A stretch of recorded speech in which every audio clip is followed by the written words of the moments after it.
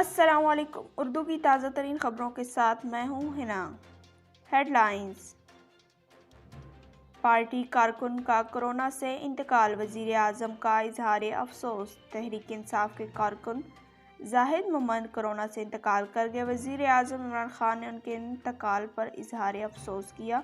Social media पर जारी अपने बयान में वज़ीर आज़म इमरान खान ने कहा, कोरोना वबा के बाइस आज हमने एक बेलौस नौजवान कारकुन जाहिद मोहम्मद को खो दिया है।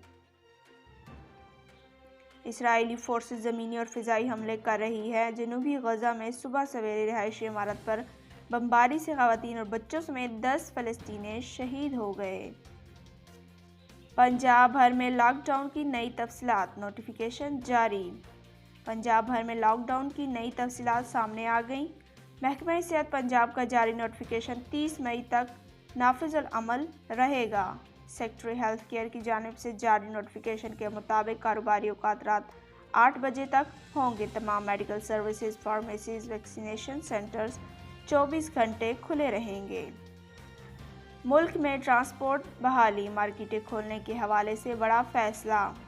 मुल्क में ट्रांसपोर्ट बहाली, दुकानें खोलने और दफातर में हाजिरी के हवाले से बड़ा फैसला किया गया है। तफसीलात के मुताबिक NCOC ने इंटर सिटी और इंट्रा सिटी ट्रांसपोर्ट कल से बहाल करने का फैसला कर लिया था। हम सफ़र के दौरान 50% मुसाफिरों की पाबंदी बरकरार रहेगी।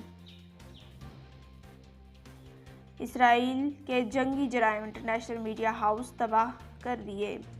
गजा के महसूर पट्टी में इसराइल के जंगी जराइम मुसलसल छठे रोज से जारी हैं और रिहायशी इमारतों, मीडिया हाउसेज और कसीर मंजिला अपार्टमेंट्स पर फ़िज़ाई बमबारी करके उन्हें ज़मीन बोस कर दिया गया है।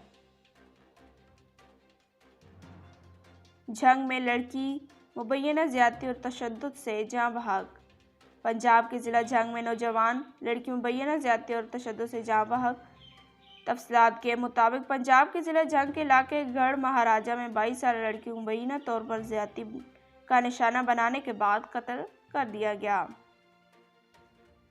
कोरोना वायरस के वार जारी, पाकिस्तान में मज़ीद 83 अफराद का इंतकाल। पाकिस्तान में कोरोना वायरस की वबा की तीसरी लहर जोरों पर है। गुज़िश्ता 24 घंटों के दौरान मज़ीद 83 अफराद इंतकाल कर गए, जिसके बाद अमवात की मजमूई तादाद बढ़कर 19,467 हो गई है। इसके साथ आज की खबरें खत्म पजीर हुई।